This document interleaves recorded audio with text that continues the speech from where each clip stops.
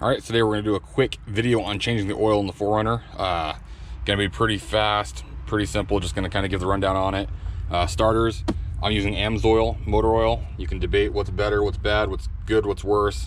This is what I use. I like it, I've always trusted it, and the warehouse is just a couple blocks from my work, so I just grab it on the way home from work. Got a Wix filter. You can run the OEM Toyota, the TRD Pro, the Amsoil specific one. Again, it's up for debate, use whatever you want. And then oil filter wrench. I grabbed this at Amsoil because they're cheap. So anyways, if you do want to run this stuff, which I run in a lot of vehicles, I'll put a link in the description below. So it's pretty inexpensive. Again, you can debate it all you want, but it works for me. So let's get started on this. Okay, one of the first things you're going to do is drain the oil. I know it's kind of hard to see under here, but behind the front skid plate, kind of towards the back, there's this plate. It's got two bolts on it, 12mm socket. We'll take that right off. Pull that plate, drain plug under there. We're going to drain the oil real quick, then we'll go on to removing the front skid plate.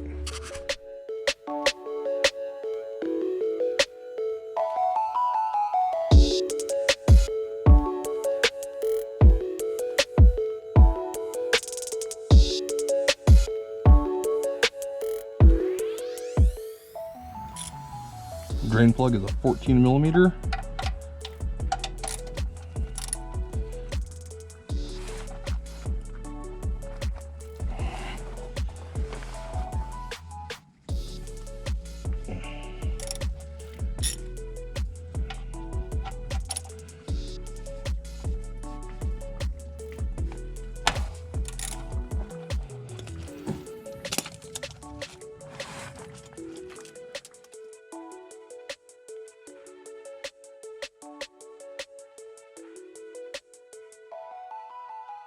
Okay, so while that drains, we're going to pull off the front plastic cover, this piece, which has just got, I believe it's 6 or 7 of these 10mm bolts, and there is one push pin right here. The little screwdriver or pick will pull that out. We'll remove this so we can get the guard off here.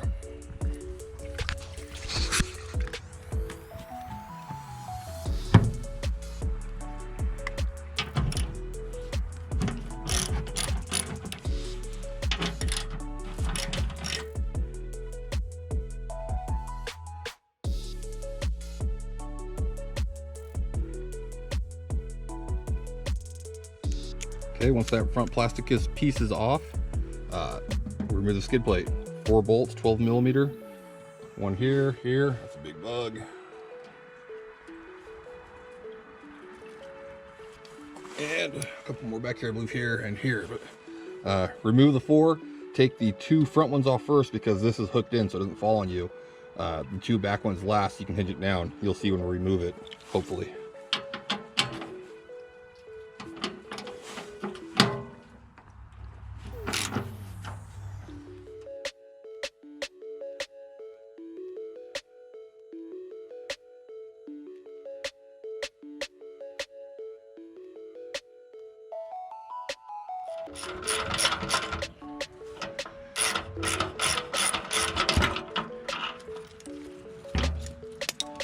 Okay, so as you can see, the back will fall. I was kind of holding it with my hand so it wouldn't hit me, and it didn't.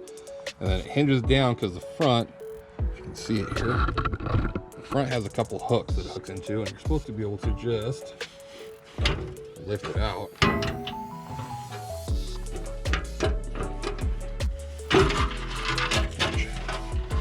I read a lot of people were struggling with that and were grinding hooks and stuff, but that seemed pretty straightforward, so I don't know that it gets any easier than that.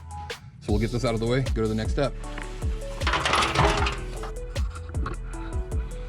Okay, so now we're going to put the drain plug back in so we can move the oil pan under the oil filter and get it removed. So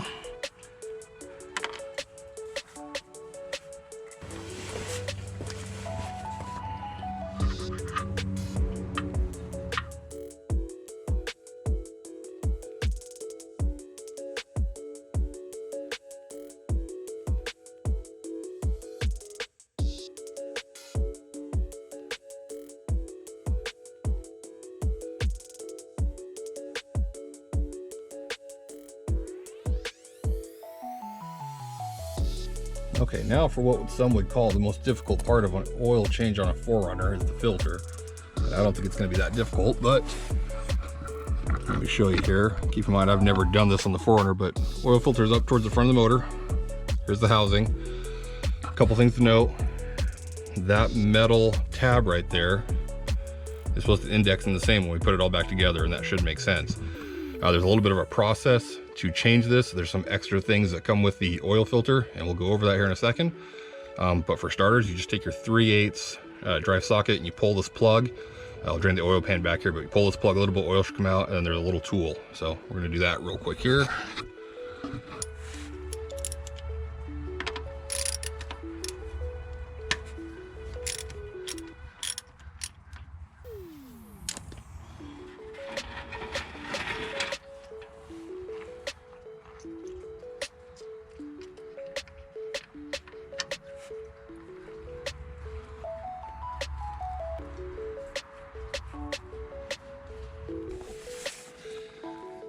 Okay, so this is where the tool that should come with your oil filter should come into play. It's this guy right here, came with the oil filter. And what we do is, get you up in here, as we push it into the center hole, which I believe is some form of valve. This is the filter housing. Inside the filter is oil. Once we push this in there, it should open that valve and drain the oil into the pan directly below. So let's see how this works. I'll make a mess, but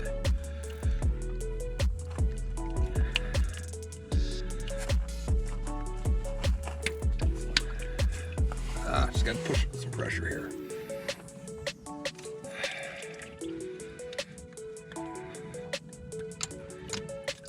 There we go. And then my understanding, and we're gonna find out again, is once we pull that tool out, once it's done draining the oil here, it will also pull the filter on the plug that we've got to replace. So give it a second to drain, then we'll do that.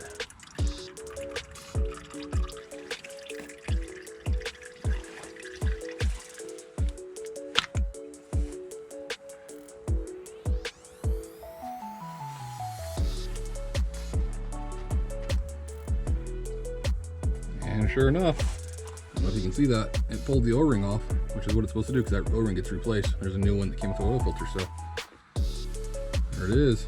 Pretty neat little tool, I guess. All right, so that is getting thrown away. Like this off real quick, just a little drip on me.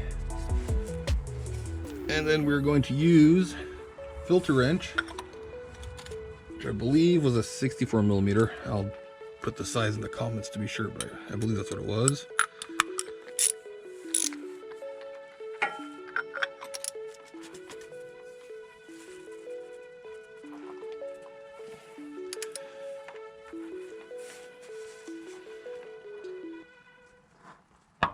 Man, it's on there.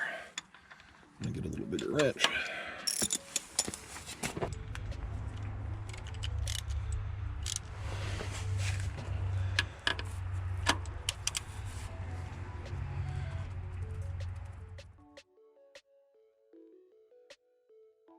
Okay, well, been gone for an hour, so I had to run into town to the parts store because the dealership way over tightened this filter housing and actually broke the oil filter wrench I had. So I ran into town to get one of these. I don't know if you can see it. I was kind of surprised that Napa had one. This is the factory style one that grips on about as good as it can. Give this a try. I don't know if this is gonna make it in the video. I'm actually talking to the dealership now about their mess up, and they're not really owning up to it. So anyways, kind of glad I got it on video. So we're going to see if this one works. Okay, so this wrench has got notches all around it, so it grabs onto, well, I guess it doesn't grab onto any of those things. Not on the plastic one, I think. Maybe it does. Oh, yeah, it goes clear up and locks into everything. That guy ain't coming out. So let's do this.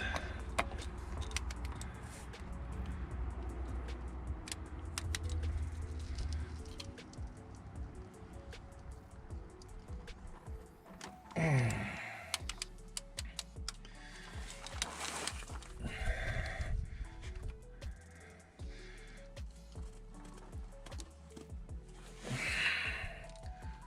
it's on there. I might just tap on it, see if we can loosen it up.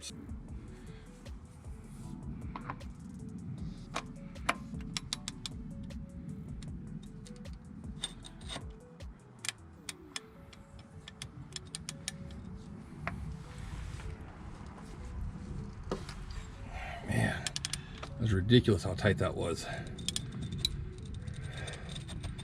So just for the record, I used a 1/2-inch socket breaker bar, and I'm just over 6 foot tall, about 300 pounds, so it was I had some force on there to get that to turn, but it has turned and it didn't break.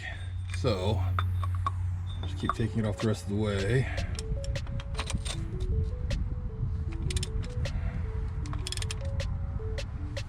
So either the dealership over torqued that, I kind of have a feeling he did because everything's been really tight, or they didn't put oil on the O-ring when they reassembled this and it seized in there, and I'll show you that here in a minute too. But let's see if I can do this without making too big of a mess. I don't know how much oil is going to come out.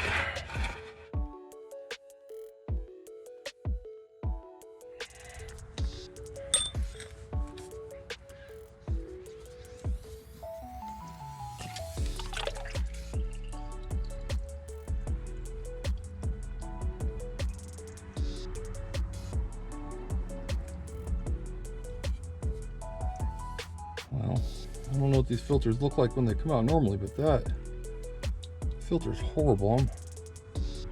I almost question if they even changed it last time. Like, it was so tight they might have left it in there. I don't know. Whatever. It's another reason I will not use the dealership for oil changes. I just don't trust that they actually do them. Get that out of there. Pretty filthy. So I'm going to clean this out, wipe that all down in there, and I'll show you the new O-ring and whatnot and get it put back in.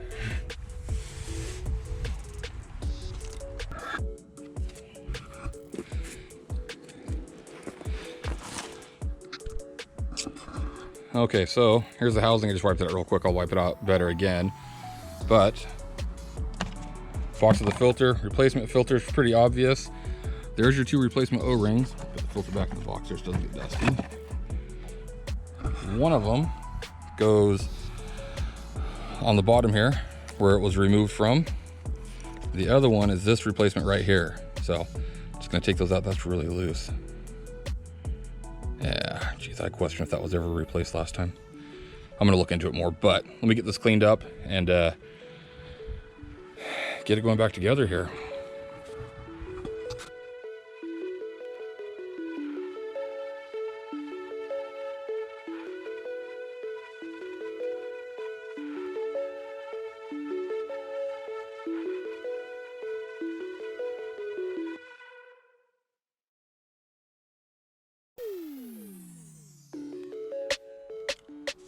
So one of the things my dad taught me when I was young about changing oil is on a typical canister filter.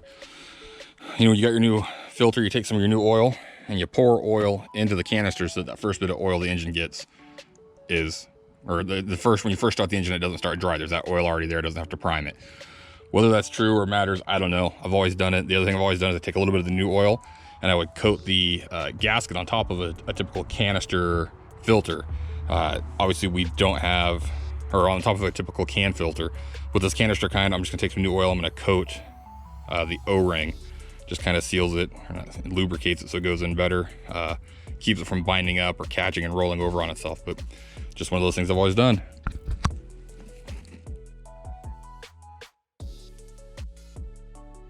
All right, so that's basically it. Gonna get back into the rig, install it, and 18 foot-pounds of torque, people. Very little. It seals on an O-ring, not on your gasket. So anybody who's ever installed pipe fittings knows if there's an O-ring like your garden hose, it just has to snug up on that washer. You don't got to torque this thing in. That's a message for all you techs out there, especially whoever it was the last one to change the oil on this at Toyota. You've killed a couple hours of my day and made it a pain in the butt. So 18 foot-pounds, that's barely anything. Let's get it installed.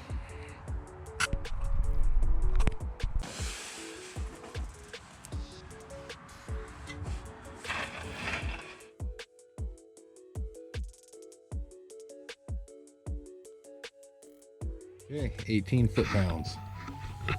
Barely took anything. Put the little metal divot right here. It's where it should be. They had it cranked over a little bit more, and I think that was because of how over torqued it was. So I got that. Let me tighten that drain plug real quick.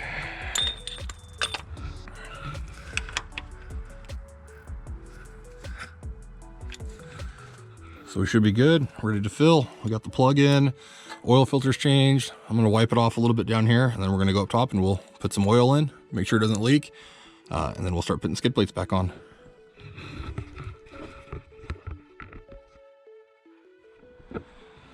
Okay, so time to fill the oil. This is one of these big debates on what kind of oil to use that you hear all the time. People like to argue about it.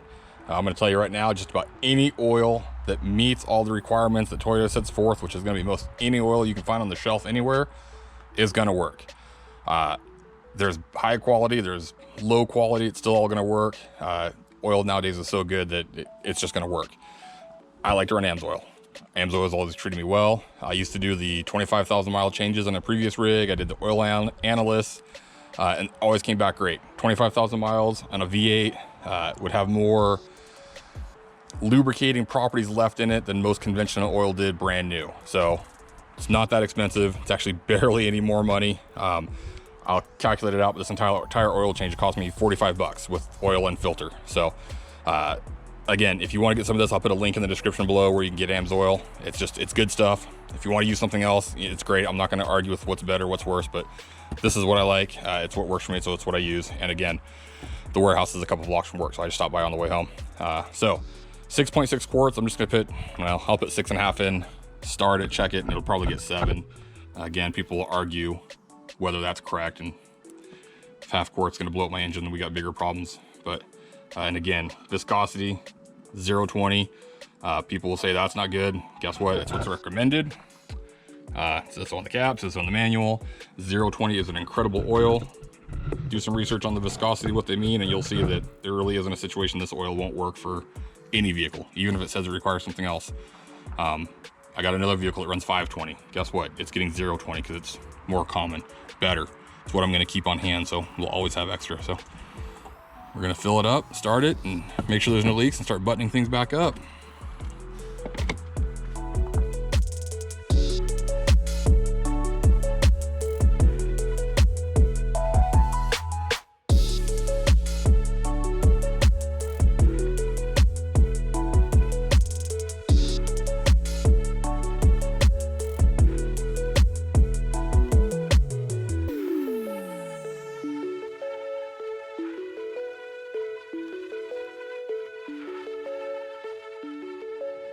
All right, that's 6.6 quarts in, caps on, plugs in, oil filters in.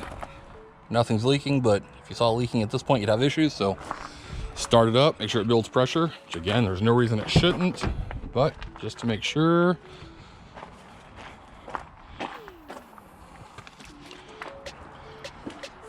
All right, so that's it up here. We're all done, nothing leaks. So now it's just time to bolt skid plates back on and get cleaned up. Call it good.